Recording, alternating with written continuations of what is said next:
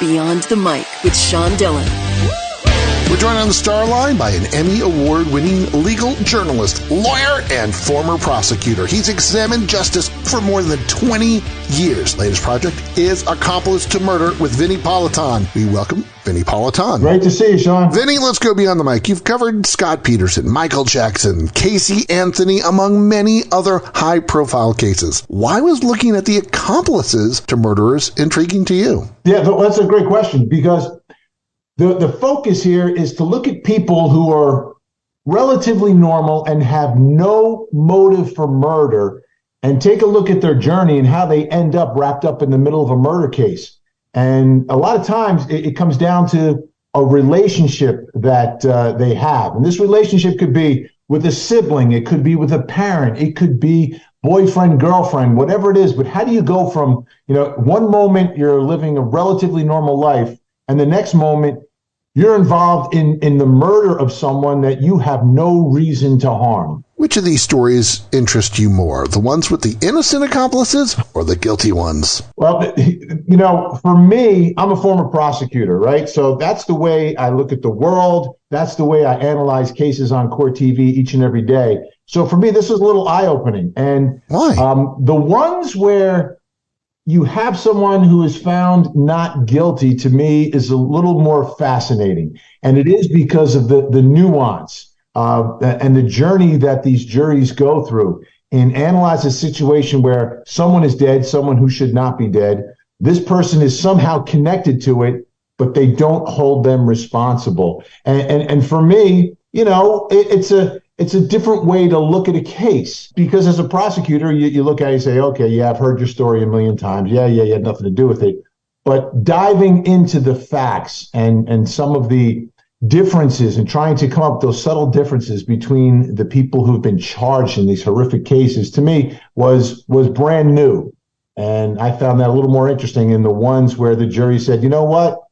No. Prosecutor, you didn't prove it. This person needs to live the rest of their life outside of prison. In seeking the truth as a former prosecutor, how hard is it to see these accomplices, these people, as people? As a prosecutor, your perspective is a little different. You're coming at it from the perspective of the victim and the victim's family, and you know what they've gone through. So you're looking to see, can you answer the questions that they have? Can you get them the justice that they feel or that they deserve, that every victim deserves? So looking at the human aspect of it, I think comes down to the relationships and how someone gets into this position.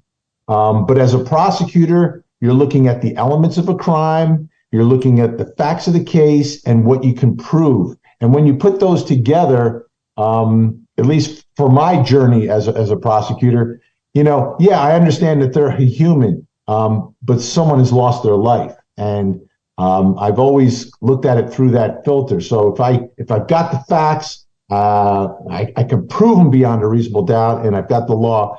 I didn't do that analysis, but that's a great question, Sean, by the way. Great question. This is like a therapy session I'm having right now, Sean. Vinnie, it's time for the Rocking 88 Random Questions Answer, or with the first thing that comes to your mind. There is no pressure if it pleases the court. Do you still have any of your early Super 8 recordings that you recorded of yourself? Oh, absolutely. I got them all, and they're all in boxes because I just moved. From your West Orange High School yearbook, quote, turn it into something good. Remember, you can choose not to lose, find your groove, and be a winner, unquote. Have you done everything you wanted to accomplish? Yes, now that I've been on your show. Thank you. Will the New York Knicks making a NBA Finals appearance truly make you happy? No, I need another ring. I was there in the early 70s. I need one more. What's the best thing about your wife, Vinnie? She listens. When was the last time you played pickleball, and did you win? Yesterday, and yes, I won. What's the longest you've ever gone without speaking to your best friend? A month. Dad of 5 kids, radio show, TV show. Where do you go when you need to be alone? I go to the basement. I got my little studio there, and I can do whatever I need to do. Look at highlight videos of me from high school playing basketball, or I can take a look at whatever's happening on the World Wide Web that day. Vinnie, how has your thoughts on the concept of justice changed over the last 10 years? I do not presume everyone is guilty who has been charged. I am more skeptical of prosecutors, and I examine them to see if they have any ulterior motive for what they are doing in any particular case. It's time for the back half with Vinnie the Hitman Politan beyond the mic. As a former prosecutor, how did your work-life-family balance suffer, if it did, during that time when you were a prosecutor? Well, let me tell you, as a prosecutor, it didn't suffer because prosecutor, very regular, normal hours. So you go to work, you come home at the end of the day. Getting into the world of television and broadcasting, sometimes your schedules are out of sync with the rest of your family. As a matter of fact, I left one job because my son only had a few more years left at home, and I wanted to, make sure I saw him grow up. Vinnie, how has your life changed since returning to Court TV? It's great. Well, here's the thing. When I started at Court TV, I was the low man on the totem pole. Now I have been at Court TV on the air longer than any other anchor or reporter in the history of the network. I know it's like picking one of your 5 children as your favorite, but which of these stories was your favorite? I would say the case of a little guy named, at least he was a little guy at the time of the murder, Tyler Edmonds out of Mississippi. It was a case where he was convicted of murdering his sister's husband, and uncovering some of the facts and what happened in that one, the most fascinating. Vinnie, who inspired you to get where you are today? The legal aspect of my life comes from my father, who was a lawyer and a judge, and my brother, who was a lawyer. The television side of me, that came from every night as a child watching the local news. And there was a guy named Rollins Smith, who was the anchor at CBS in New York. And my senior year, he came to our high school. That was pretty cool. I can't grow a mustache like he had, because he was one of those mustache anchors back in the day. But that was my guy. And absolutely influenced me to do that. Him and Roger Grimsby, but that ages me.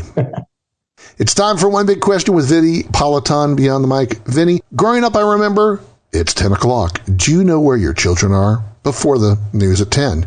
Did that inspire you to never forget to hug the kids? Sort of. There was on that same network, which was, it's now Fox 5, but it was Channel 5 in New York. There was a guy at the end of the newscast, he would go, and I forgot which one it was, I'm blah, blah, blah, thanking you for your time this time until next time. And I was like, you got to have a thing. And this is my thing. So, yeah.